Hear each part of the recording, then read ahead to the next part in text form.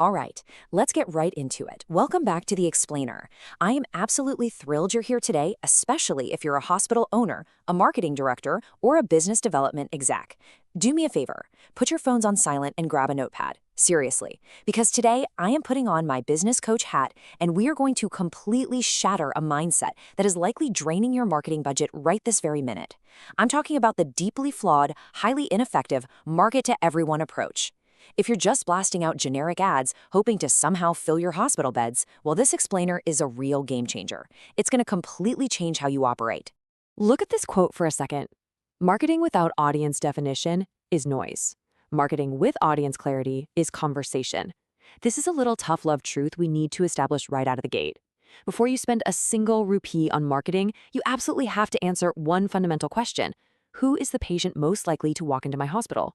If you're spending money without answering exactly who your patient is, you know what you're doing? You're just adding to the noise. You are literally just wasting your budget. So, here's our playbook for today. 1. Stop marketing to everyone. 2. Anatomy of your patient.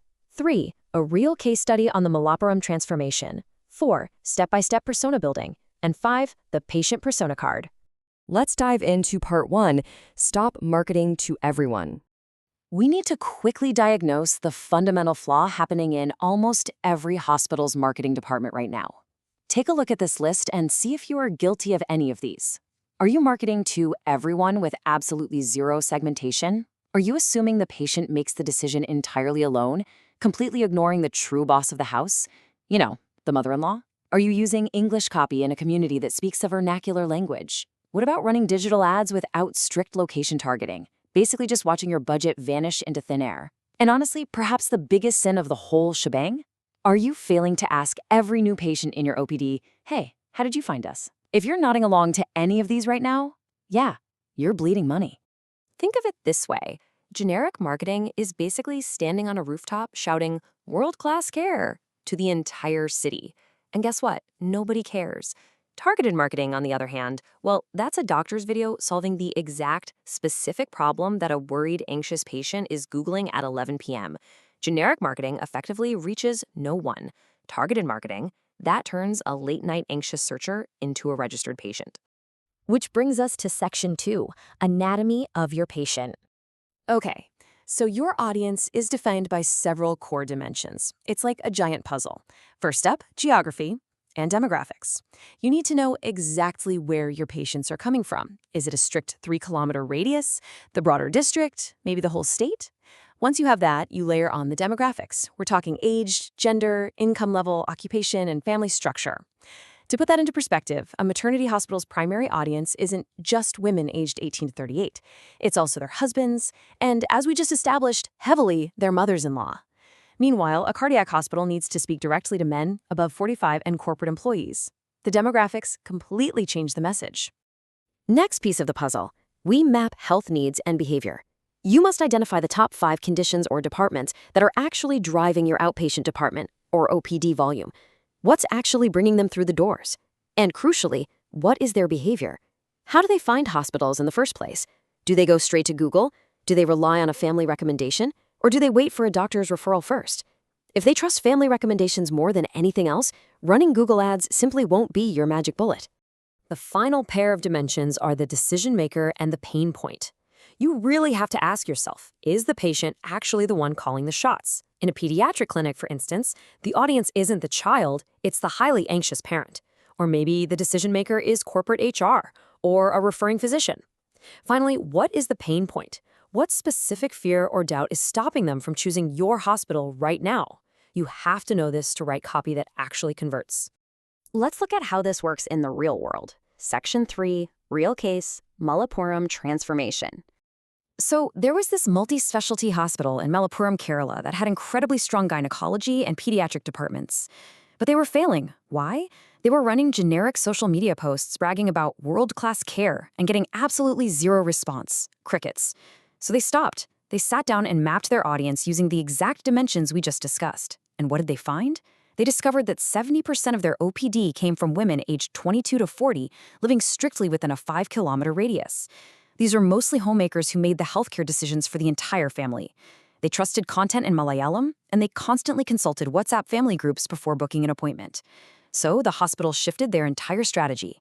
They started creating Malay language reels featuring their own gynecologists. They shared helpful pregnancy tips directly into local WhatsApp groups. They even hosted a free antenatal camp right in the nearby housing colony. And the results? Within just 60 days, their gynecology OPD rose by a massive 38%. Think about that for a second. It was the exact same hospital, the exact same doctors, the exact same facilities. The only thing that changed, the only thing, was a sharper, deeper understanding of their audience. That is the power of defining your real patient. All right, grab your pens. Section 4, Step-by-Step Persona Building.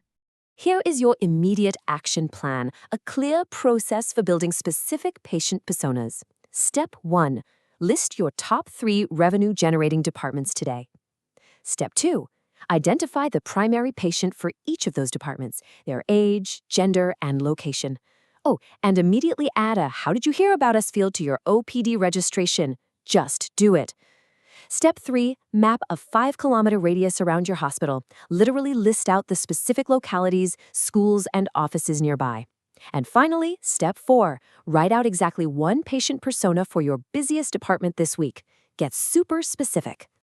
Which brings us to our final piece today, Section 5, the patient persona card. This is the ultimate operational tool. It takes all this brilliant strategy off the marketing spreadsheet and injects it directly into the corridors of your hospital. A patient persona card is a simple, highly specific profile created for each of your top departments. You actually give the persona a name. For example, Fatima, 29, a homemaker from Malappuram. You describe her specific health worry, how she searches for information, who she trusts for advice, and exactly what would make her choose your hospital over the guy down the street. And here is the real secret sauce. This isn't just a marketing gimmick to be locked away in a back office. You must share this patient persona card with every single staff member who interacts with patients. I'm talking everyone, from the security guard at the gate to the front desk reception, all the way up to the specialist doctor. Because when your entire team knows exactly who they are serving, when they see Fatima instead of just a generic patient, the empathy increases, the communication sharpens, and the overall quality of service automatically transforms.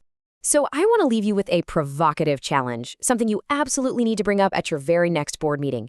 If you had to describe your hospital's ideal patient in one single sentence, their age, their specific health concern, their location, and what they fear most about hospitals, could you do it right now without thinking?